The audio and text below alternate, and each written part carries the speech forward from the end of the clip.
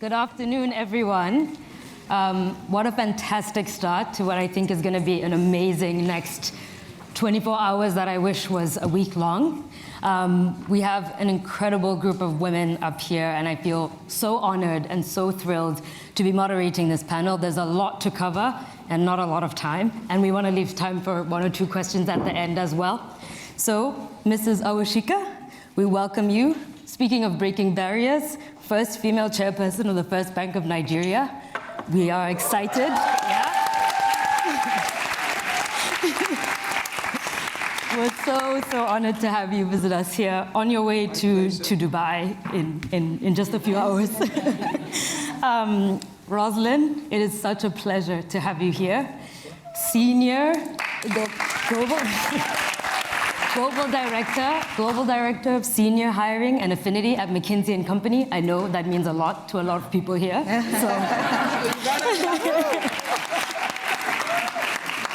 And none of the questions can be, can you hire me? Just, yeah.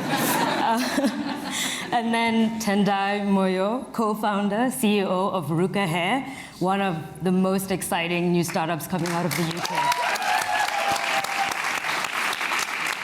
So welcome. Let's jump straight into it. Mrs. Awashika, I think you really embody the concept of being the first but not the last. You can't be the last. Oh no, exactly. You can't be the last. You have inspired countless women through the Leadership Academy that you run and through the International Women Leaders Conference that will be happening later this month as well. Something that you say sort of is your goal is to close the gap between technical competency and other necessary skills that women are required to effectively compete with men in leadership. And something that I'm curious to learn about is, to what extent do you believe that this gap is closing at an equal pace across all industries? You sit on multiple boards across multiple sectors. What are you seeing in terms of this gap closing as it relates to different sectors and different industries? Okay. First and foremost, thank you very much for having me. It's my pleasure to be here today. And gaps closing. Well, it's not closing at the same pace across every industry. Some industries are ahead of others, but the overall situation is that the girls are still behind. Now, it's an unrealistic and a non-sustainable situation. And if we want economic growth across the world, and it's not a gender issue. I think we miss the point once we make it a gender issue. We're miscommunicating the point. Because if you have 50% of the world population as women, essentially, statistically, almost 50%, I do not know any smart business person, and I'm an entrepreneur in my core life, who will take 50% of their resource or asset base and not maximize it and decide to run the other 50% as the core of driving their growth in their business. It's stupidity at the highest order.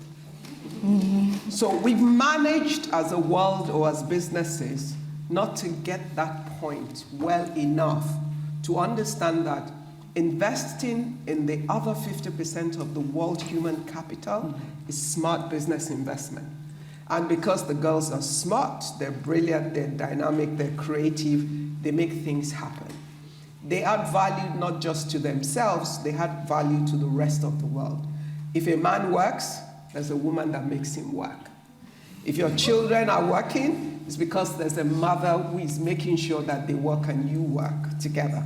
So ultimately, I've sat at many tables. At every table where there is enough wisdom to have a diverse table, the ability to create value is increased. Simply because you end up with a 360-degree view of the situation. Men see differently than women. Women see differently than men. The way we appreciate the same situation, it's not that one is better than the other, it's that both sides are needed. And in order to create real value for the world, it is extremely important that we invest in that. But at this point in time, we haven't achieved that. And for us to achieve it, we have to be deliberate, we have to be intentional. The girls end up in Oxfords and Cambridge and every school in the world because they're smart enough to get there. However, the certificate tells you you can walk through the door. It doesn't keep you in the door and take you to the highest tables.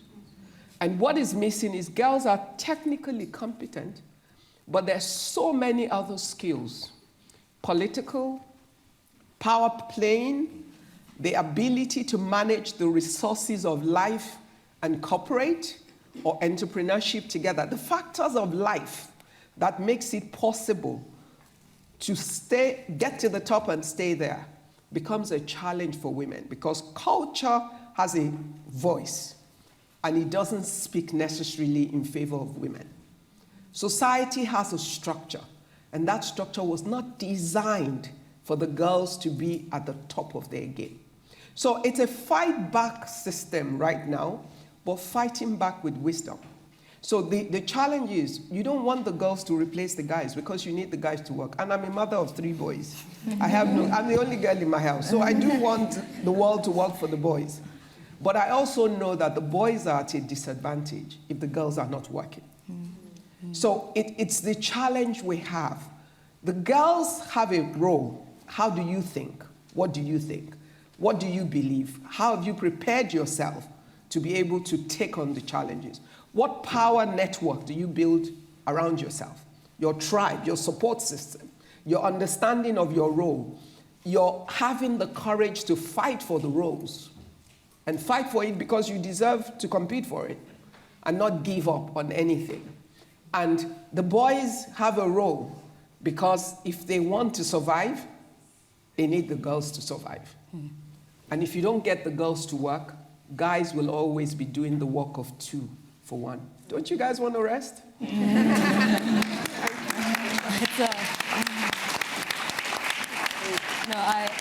I appreciate sort of that framing. I think that framing is quite interesting. And there's a couple of things that you said that I want to pick on and that I want to ask Rosalind for you to address. So you said, what gets you in the door doesn't necessarily take you up to the highest level. Now, Rosalind, you've spent a few decades working exactly at this point of bringing more and more women leaders into senior positions. So I'm curious about sort of why it's so important to bring women in or keep women in as they rise up the ranks, and how you've seen this narrative sort of evolve over the last few years around senior recruiting, senior talent attraction and retention. First of all, thank you for having me, and thank you. I find you so inspiring. So I could, the 2 of us are sitting here listening to her. Thank you for that. McKinsey's done a lot of research around this because we felt very clearly that there needed to be a fact-based and not just a moral basis for sharing and inclusion. And we started with Diversity Matters in 2015, and you saw a clear delineation between companies that were leading and companies that were lagging. That was about 15% at that time. We have done that research now consistently for the last 9 years, and we're at a point now where the leaders and laggards, there is a 39% gap between the two. So I think that the synthesize to why this is important and the reason why everyone is here at a business school is to be commercially sound. And exactly what my esteemed colleague is saying here, there isn't room in the world where there are not senior women and gender diversity and ethnic diversity together. That inclusivity is what actually helps companies to break barriers. And so whether you're doing it from a moral imperative or a commercial imperative, it is the right thing to do. And what I've seen in my time is something very interesting in that if you put senior women and you put any form of diversity at the top of organizations, it starts to have a trickle-down effect in the rest of the organization. So wherever you have leadership that is diverse in all forms of diversity, you'll start to see that organization change for the better. And one point that I wanted to make about why I was excited to be at this, Our chairman of Africa, Achaleki, who some people in the room might know, he and Mayor did an amazing piece of research about Africa, and you guys should get energized and excited about it, because they have estimated by 2050, a quarter of the world will be African. And so there is a huge opportunity to upskill Africa, to think about the continent in a new and exciting way. So I think just being at this business school is the first step at this forum, but certainly this will be a forum that will grow and grow just on that basis. Exactly. And actually, what you say ties quite nicely even with what Alain was saying in the previous talk we had, which is around education of the labor force, and that being sort of the unlocking power. I'd love to shift to you, Tendai. You started out your career in consulting as well, and you pivoted during the pandemic. I think there's probably a TikTok video that I watched where you said sort of like, crazy enough to quit your job and pursue your passion. But then there's the stark reality of the fact that only 2% of VC funding in the UK goes towards all female-founded teams, and the share is even smaller for Black women founders as well. Yeah. I also saw that you are approaching approaching fundraising in a very creative way around the Co-Creator Fund. And so I'm curious to learn more about the Co-Creator Fund, if you can share with us about that, and your decision to kind of pursue this as one of the avenues of fundraising, and some of the challenges that you faced as a female founder, as a Black female founder as well. Absolutely. Firstly, thank you for having me. I feel incredibly lucky to be here. I'm taking a lot of mental notes and learning. But yeah, I think for me, launching Ruka in the middle of the pandemic was, I called my parents and I said, I'm going to start selling hair. I'm going to quit my corporate job, and I have no styling qualification. And then I thought about the fact that I was going to start pitching, and I'm pitching to majority white men, a lot of them bald. And I'm talking to them. I'm talking to them about wigs and hair extensions. And so, the stat that you spoke about, it's actually 0.0006% of venture capital funding that goes to Black women. And so I think for me, the main thing was really recognizing that there was a lack of connection that I would have to the investors, and people put money in people that they can relate to or problems that they can understand. And so there's already that disparity that existed there for me. And so what I did was, really lean into my community. And so I went out and I made a website, and on that website I said I want to fix problems for people who look like me. I had no product at that point, but I had my network of people at Bain, so I worked at Bain & Co. at the time. I had my to-be co-founder, Ugo, at that time, who joined a couple of months later, but she was already doing the work at that point. And then I had my family, and my family didn't necessarily come from wealth, but I think leaning into that community of people, I was raising 25K non-equity crowdfund at that point for 4 weeks. We actually did 27K in 3 weeks. I had over 200 Black women messaging me, talking about the fact that we don't know what goes into the hair products that are sold to us by big FMCG companies. Black women spend 13 times on hair extensions, 6 times on hair care, yet there's a real lack of innovation for this consumer.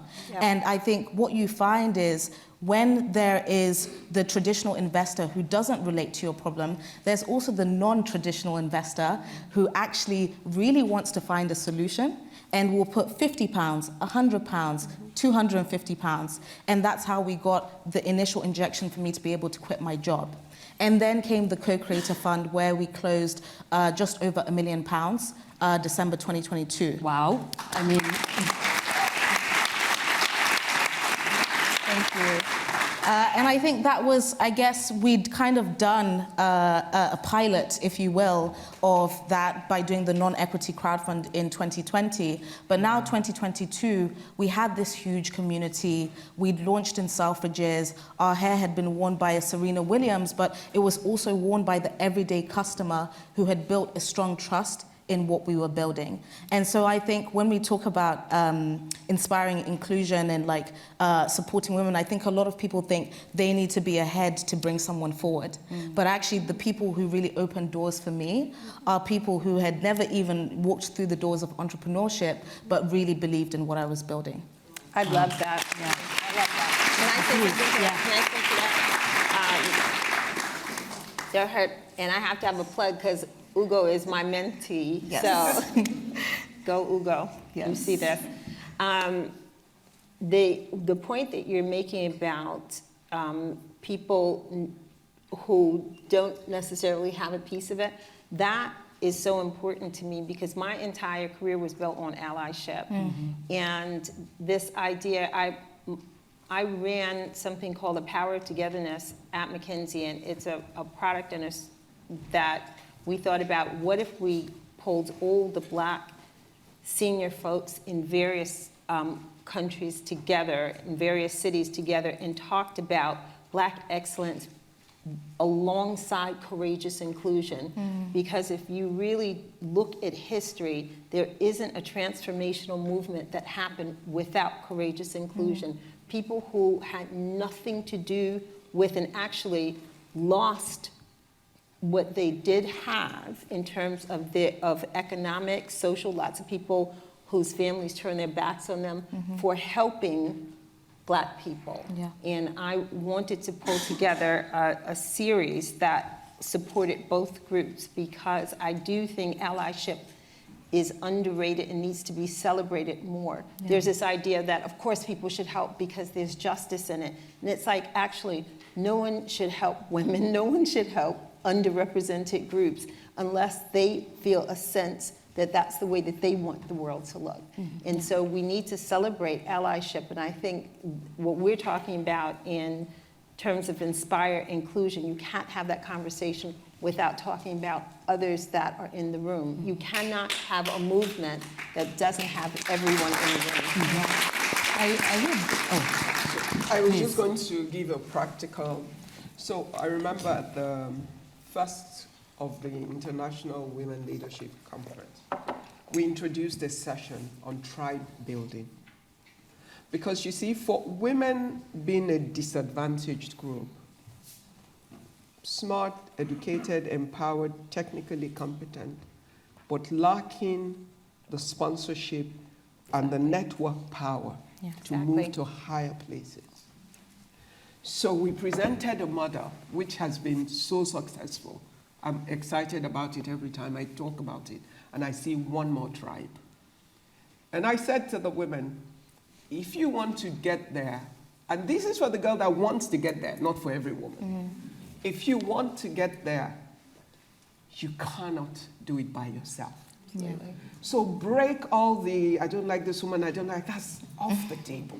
Exactly. Because in this case, you have to be a tribe of women linked together. Women individually have power, but it's totally disconnected and disjointed power. And therefore, it is not effective power.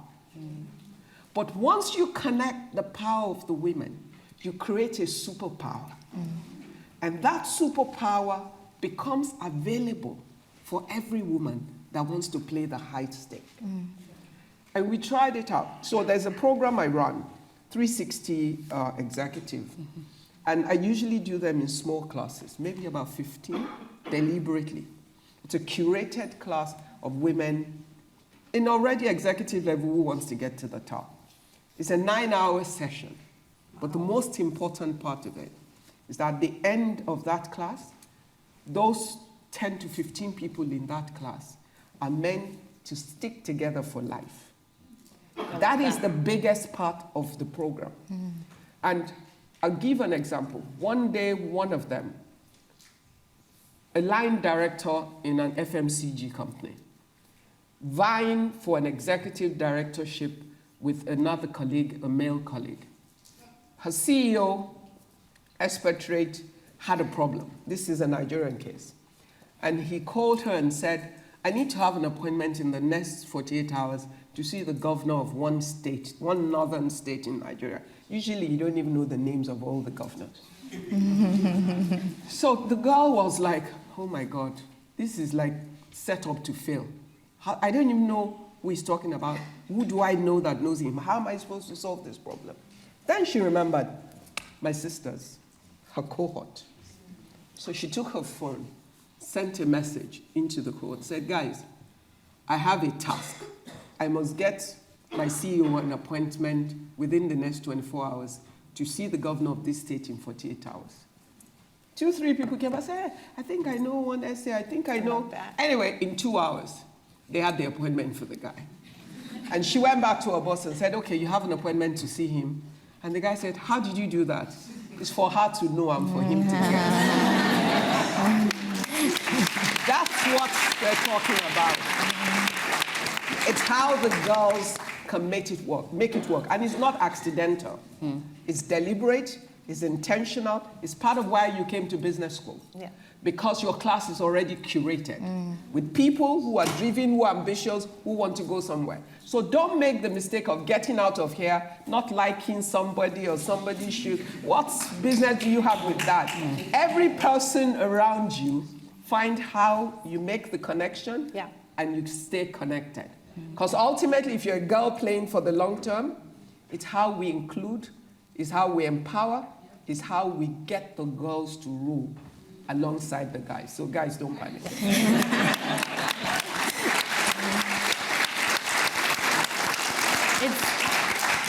I will say, it's very difficult to be a moderator for this panel. I'm just like, oh my goodness, say more. But you're sharing a lot about the power of networks. And in today's lingo, being a girl's girl and what that role is, right? But I think something that I'm curious though is we still have sort of the stark reality of some of the numbers that have been shared today, 0.006% of funding, 40 billion plus funding gap for entrepreneurs on the continent. And something in an interview that you said, Mrs. Awashika, in October 2023, you said, business is a subset of the society in which it operates. And at the business school today, we actually, this week, we're having conversations around the responsibility of businesses, the responsibility of firms to addressing social problems. So something that I'm curious about, perhaps a word from each of you, is what do you think the role is of the firm to address systemic inequality in society as a whole? Both at the individual perspective, so leaders within that firm, but also at the firm level. I can say a bit about what I believe it to be. I think certainly organizations that are successful, that other people look to as examples, have an accountability to do their best for others. I don't think that everyone falls in that category, because if you're a business that's struggling, no one is following you. But if people look to you, whether you're in law or professional services or banking, and you are in the top 3 in your category, then I think you do have a responsibility, because your markers for success will be other organizations who want to emulate you markers for success. So if I am hiring Black partners and gay partners and female partners to McKinsey, and we are successful, other people will want to emulate that success. So I think we do have a duty of care, and we also have a duty to hold our leaders to a higher standard as well. You have power as an individual to question leadership and to hold them accountable for what they say are their values and beliefs. Yeah. Actually, and I'll come to you, Mrs. Awashika, but I want to raise sort of a tension that's happening, right? Because on the one hand, we have here Tendai, a leader of a firm, and I'm wondering, like, do you think it's fair for all that pressure to go on you to be necessarily held to that level of pressure and to meet some of these goals? How do you think about that from a leadership perspective, building a team and wanting to become that top 3 company that Rosalind is referring to? Yeah, I think a lot of being a CEO is not fair, but you sign up for the role and you have to meet the expectations that come with it. And I think there are ways to be savvy about how you address things systemically. And I mean, to give one example, this isn't towards hiring, but one of the I guess things that I learned working on this business, but also being in entrepreneurship before, was that a lot of the times when it came to female-focused business initiatives, I found that there wasn't a lot of cash involved. It would be like an accelerator where it's like, come for 8 weeks, we're not gonna pay you, but you're gonna leave smarter, and that's great, but actually to get my business off the ground, I needed cash. And I think the way that we found a way to pay it forward without necessarily shouldering the burden, because we're not a big business yet, was partnering with a company called Henkel. So they own Got2b, they own Schwarzkopf, and they think, you know, we're doing a great job. We said, if we're doing such a great job, give us 10K. We'll run a fund for Black women who are also starting other hair businesses. And so I do think there's a massive responsibility for leadership. I think in the early stages, it's much harder to have the same magnitude, both internally and externally. But I also think there are partners and other ways of making that burden, I guess, feel less heavy. And we've definitely tried to do that. Thank you.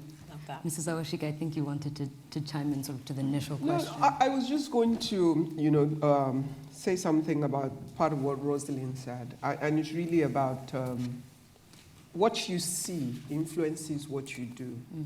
And the responsibility we have to be examples of the vision that we have.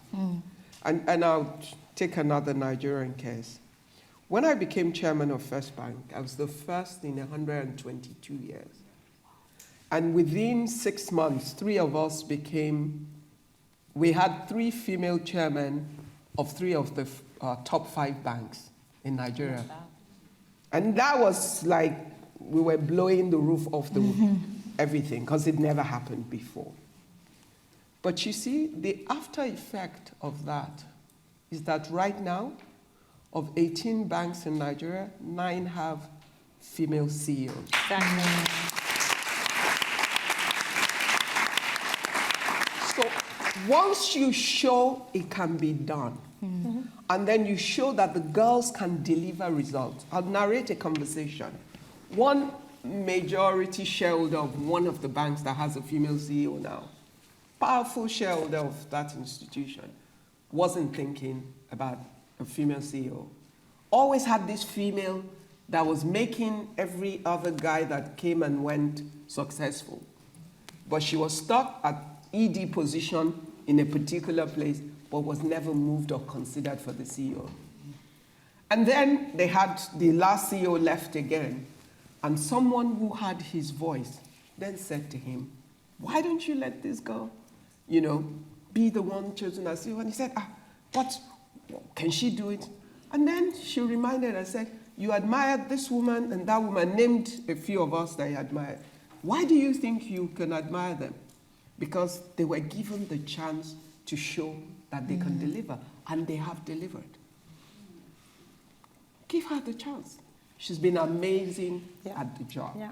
So all I'm saying is, whether you're a girl in a position to facilitate a girl to take an opportunity, or you're a guy who knows the girl is capable and able to do it, all what you want is performance. And what you need to be seeking is getting the best person in the seat. It doesn't matter what gender she bears. And then when you see the results, then you know it's irrelevant, the gender.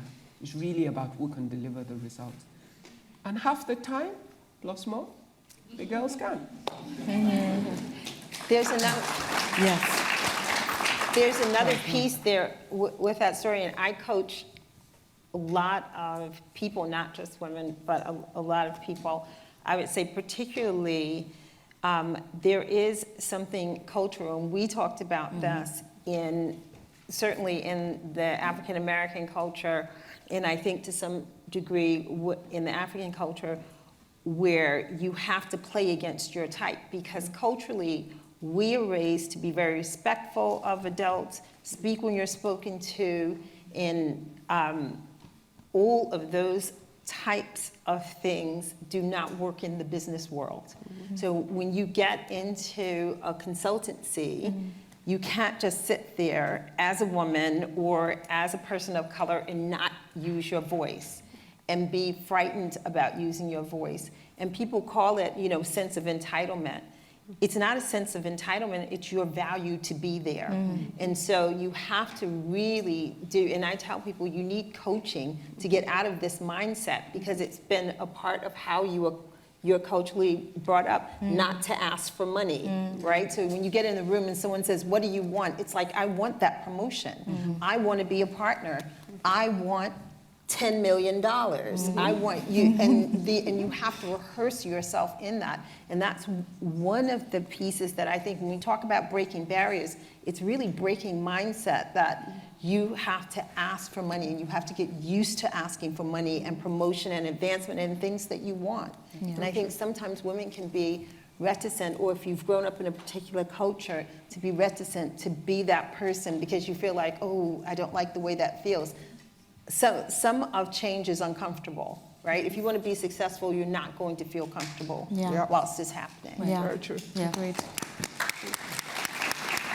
So I want to make sure that we have enough time for questions, but just to sort of guide us into the Q&A portion, and as you think about, I'm sure that the millions of questions buzzing through your heads. We've talked about the importance of allyship, the importance of lifting each other up where you are, not just when you get there. We've talked about the power of networks and how important it is to cling together and stick together and build that strength. And we've talked about backing up the commitment with capital. There's investors in this room, and I think it's really important for us to highlight the fact that back up that commitment with the money. And so with that in mind, we are open and we have mics roaming around. Please wait for a mic to get to you before asking your question.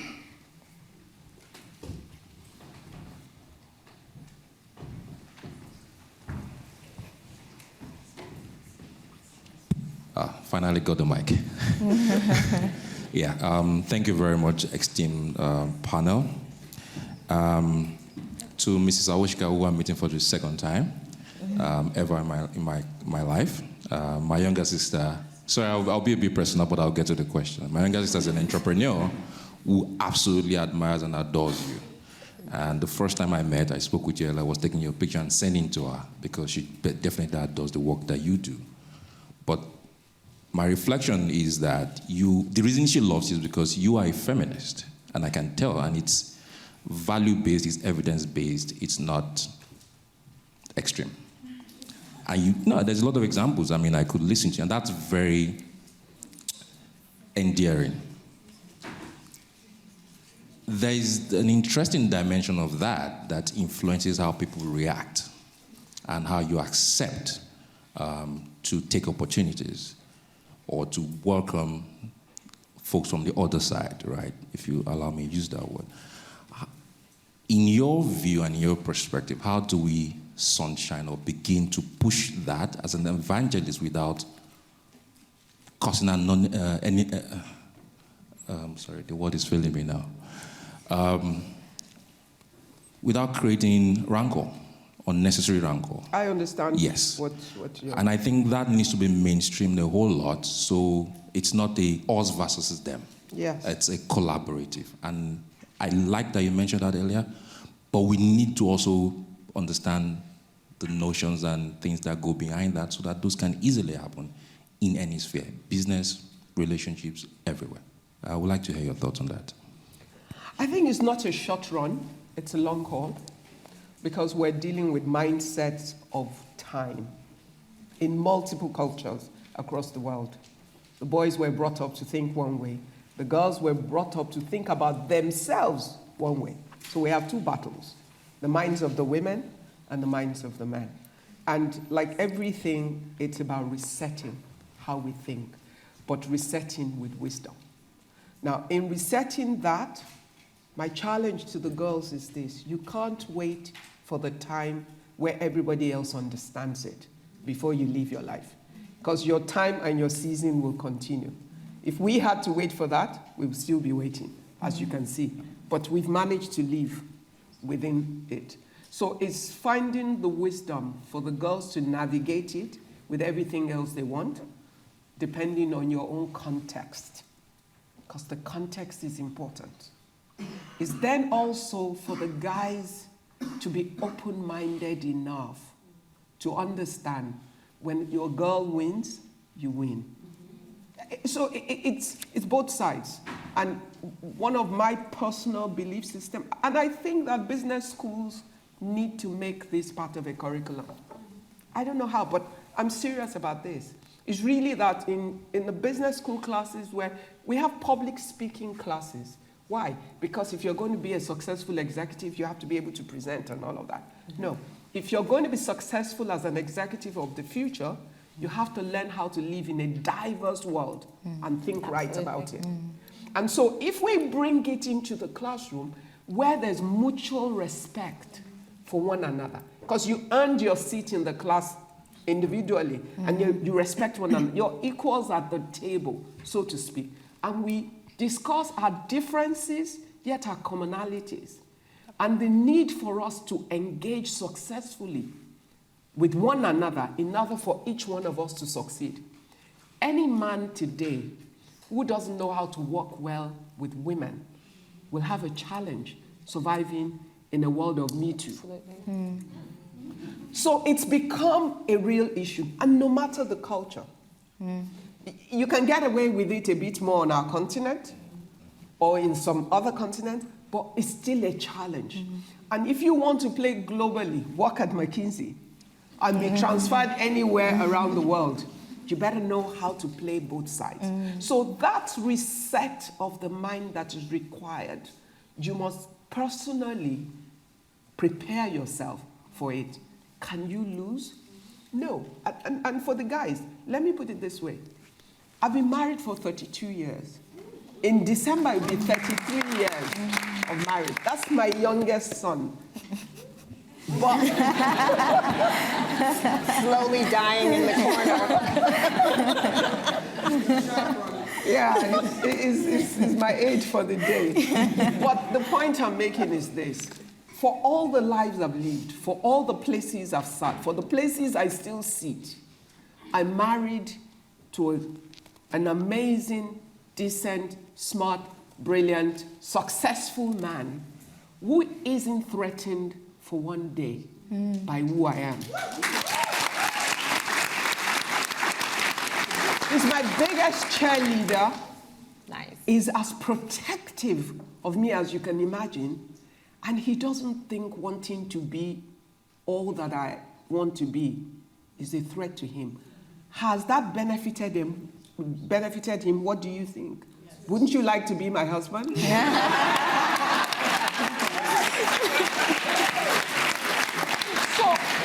my point to you is this. If you marry the right girl for you and you help her to be the best of her, whose name does she bear? Did your father pay for her education?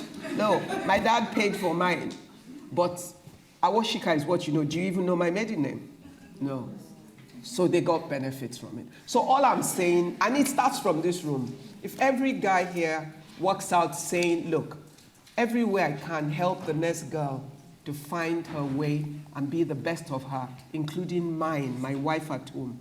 She's not working against me. She's working for you. Why? Life happens.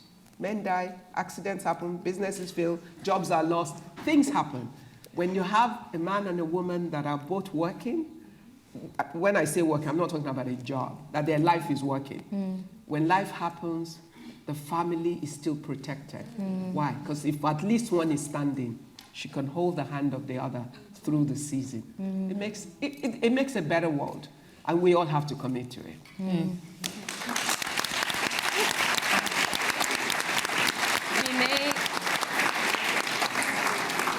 Another masterclass. We're truly lucky. We may have time for one more question.